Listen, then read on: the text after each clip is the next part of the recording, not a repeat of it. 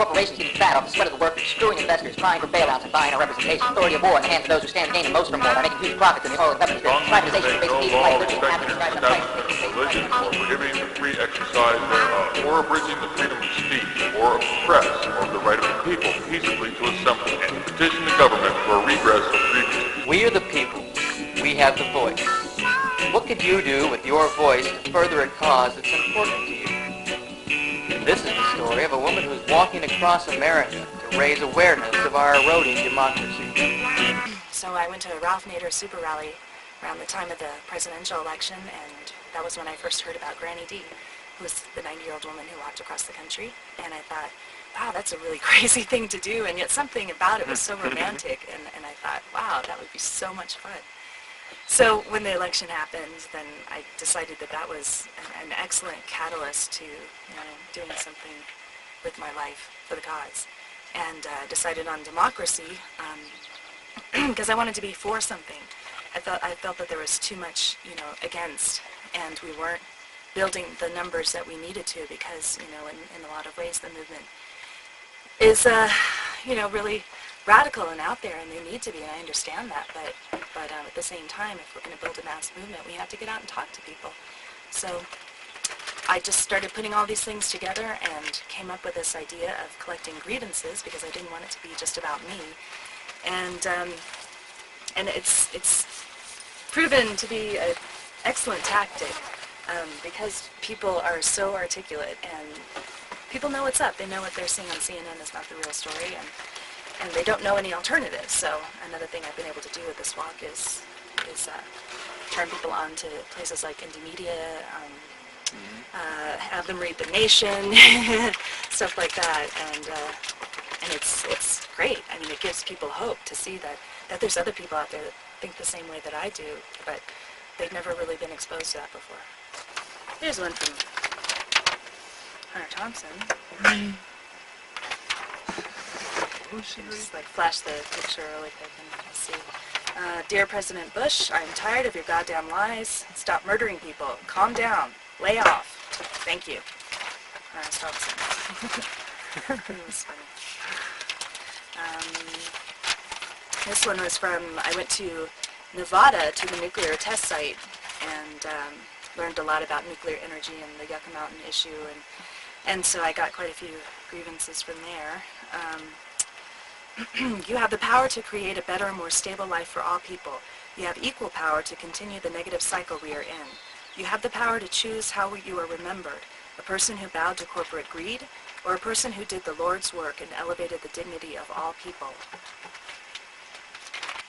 November 30th was the big day when 80,000 activists gathered in Seattle, and I was watching it on TV like everyone else. I saw the windows being smashed like everyone else, and thought, oh, the scary anarchists, I better stay away from downtown. So I did, and didn't know anything about the WTO, didn't really want to know, didn't care, and so the next day when I was walking home from work, I worked at the county hospital. I stopped by the store, got some groceries, went walking up Broadway, which is a very busy part of Seattle, and the police had pushed the protesters up from downtown. A police car drove into this crowd of people and stopped.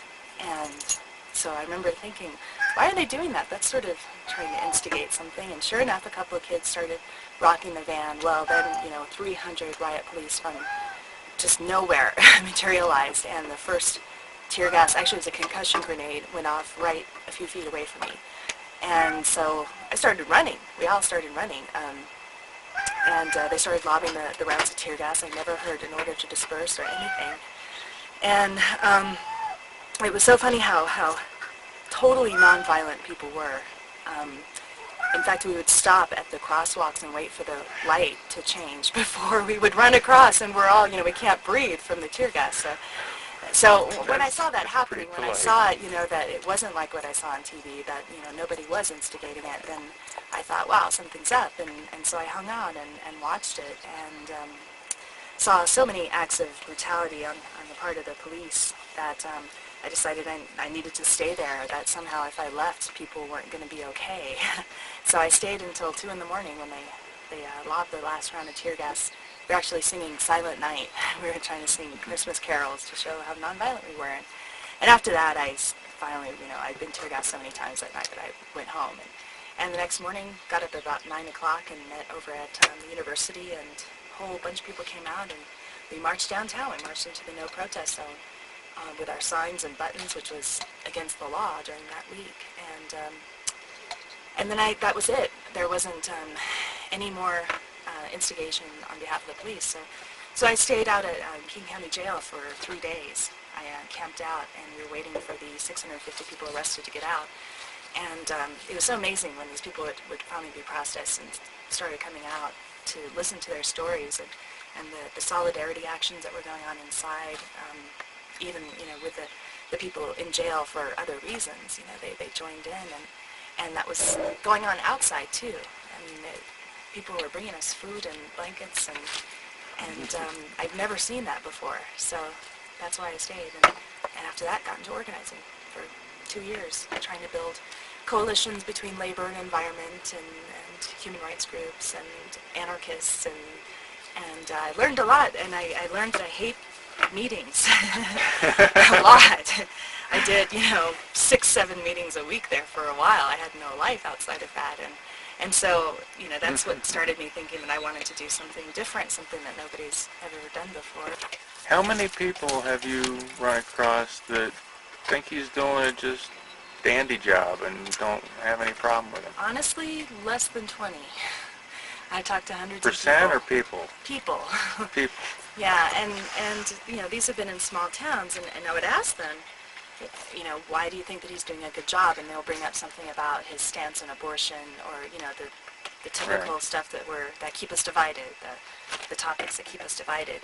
But then I asked further, well, do you think that the president or really any politician is representing people like you or people like me?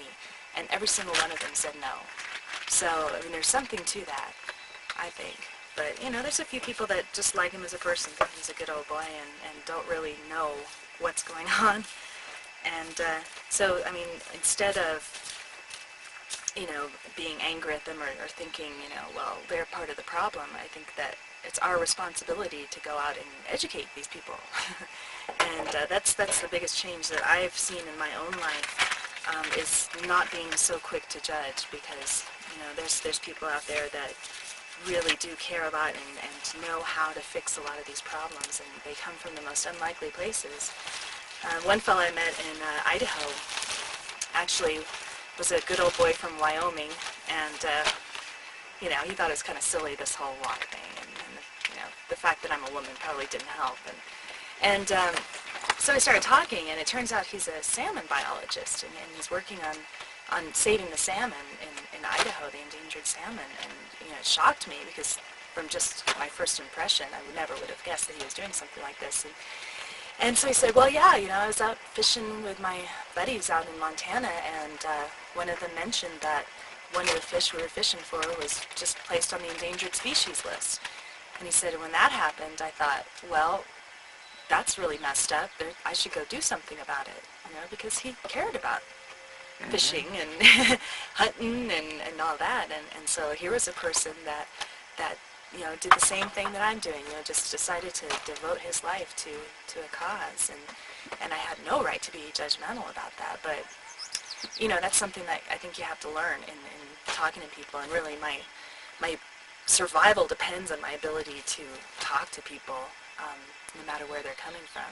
Right. And it's been a really humbling experience, but it's also taught me that, we all want the same things, really. We all want peace, we all want security. We just have really different ideas on how to get there. And a lot of people just don't know, honestly. They don't know that there's alternatives. So it's up to us to get out and teach them. From one of Hunter S. Thompson's friends. He made that for me.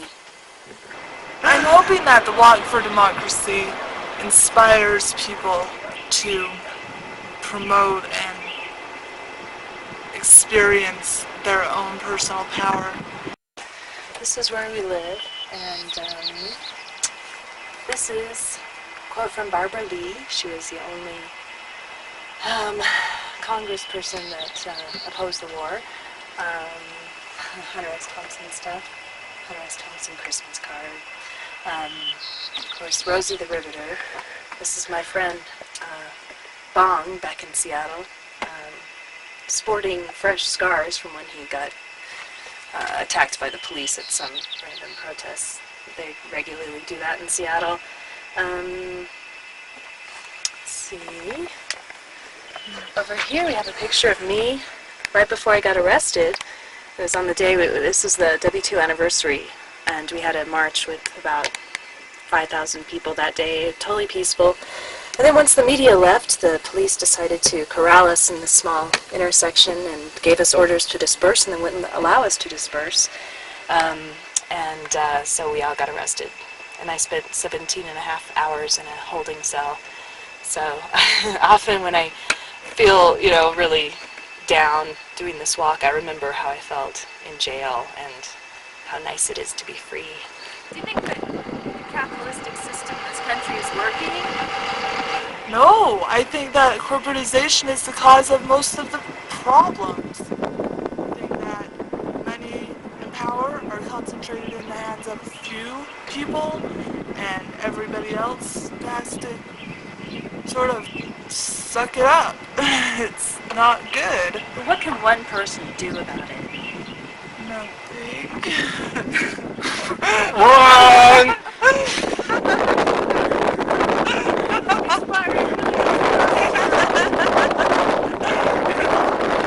Wrong answer.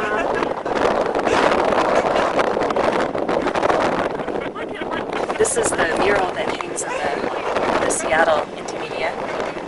It was from the anniversary also. Got kind of beat up in the car. That's the top of my declaration, our suit against the city of Seattle. Paul Schell, Norm Stamper, and a bunch of cops. So we'll see how that turns out. As an individual person, I mean, everyone sort of feels powerless at one time or another. But we have power in numbers, and we have power when we use our voice. So if one person were to do something crazy, like walk across the country and use her voice and talk, speak her truth to as many people as she can, I think that's making a difference. And I think that people make a difference every day when they make decisions about their participation in the system. So that's what one person can do.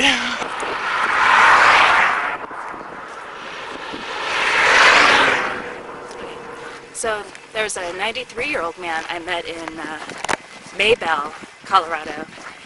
And he was having breakfast before his walk. The waitress told me that he walked something like 8 miles a day.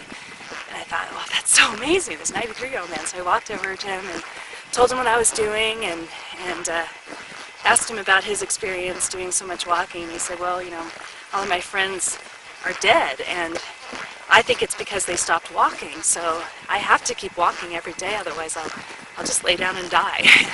So anyway, he worked for the Forest Service for 30 years and actually expressed a lot of remorse for what he had done. He had been part of the crew that built roads when they first started building roads, and I don't think he ever expected it to snowball into what it is today.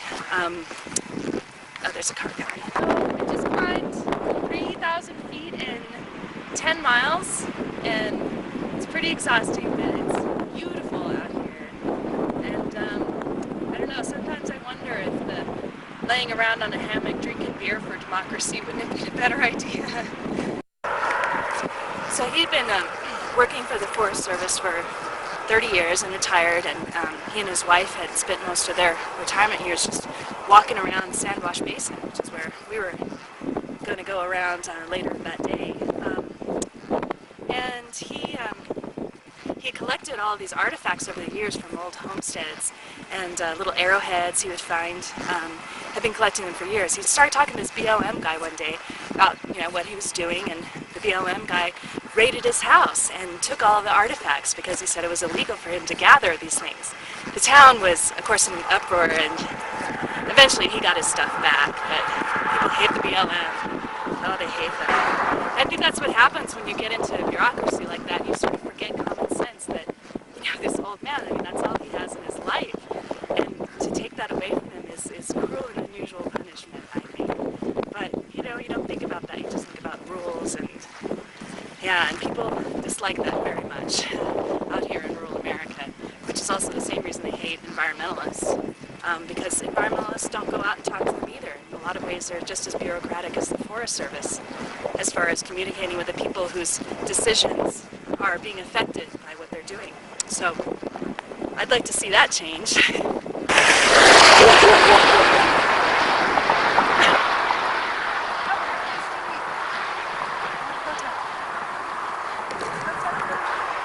So I guess what I'm trying to do with this whole walk thing, it's sort of evolved from when I started. And when I started, I was pretty cynical and thought that I was going to go out to these small towns and teach people what was going on. And what amazed me was how much people did know. But I think the purpose now has been, less about changing what's happening in Washington, D.C., because I don't think that I will make much of a difference there. But it's talking to all of these people on an individual level and showing them that, look, even if you're the only dissident voice out there, it's your obligation to speak out, because, a lot of people are counting on people to come out and be leaders and do that. And so if I can inspire a few people to maybe speak out the next time something happens to them, then I will have done my job.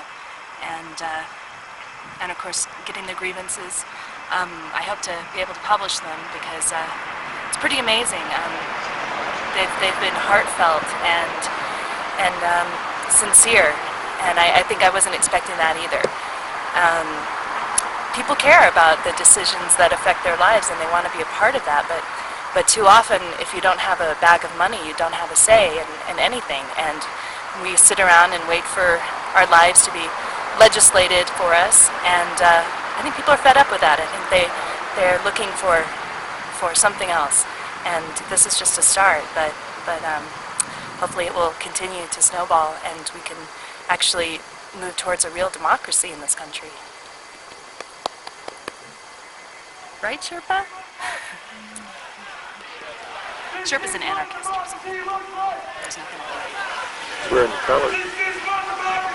She was wearing red. She had a red hair.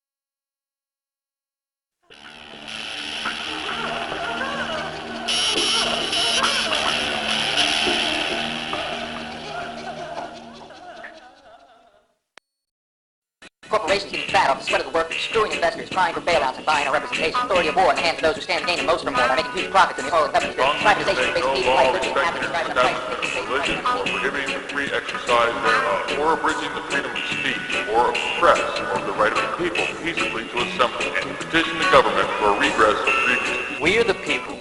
We have the voice. What could you do with your voice to further a cause that's important to you?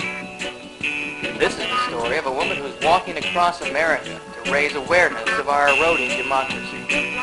We weren't building the numbers that we needed to, because, in a lot of ways the movement is, really radical and out there, and they need to be, and I understand that, but at the same time, if we're going to build a mass movement, we have to get out and talk to people. So I just started putting all these things together and came up with this idea of collecting grievances, because I didn't want it to be just about me. And it's proven to be an excellent tactic, because people are so articulate and people know what's up. They know what they're... Dear President Bush, I'm tired of your goddamn lies. Stop murdering people. Calm down. Lay off. Thank you. Stop saying. It was funny. This one was from, I went to Nevada to the nuclear test site and learned a lot about nuclear energy and the Yucca Mountain issue, and And so I got quite a few grievances from there. You have the power to create a better, more stable life for all people. You have equal power to continue the negative cycle we are in. You have the power. Seeing on CNN is not the real story, and they don't know any alternatives. So another thing I've been able to do with this walk is turn people on to places like Indonesia, have them read The Nation, stuff like that, and it's great. I mean, it gives people hope to see that there's other people out there that think the same way that I do, but they've never really been exposed to that before. Here's one from Hunter Thompson. Just like flash the picture really quick and see. So I went to a Ralph Nader super rally around the time of the presidential election, and that was when I first heard about Granny D, who was the 90-year-old woman who walked across the country. And I thought, wow, that's a really crazy thing to do, and yet something about it was so romantic, and I thought, wow, that would be so much fun. So when the election happened, then I decided that was an excellent catalyst to doing something with my life for the cause, and decided on democracy because I wanted to be for something. I felt that there was too much against, and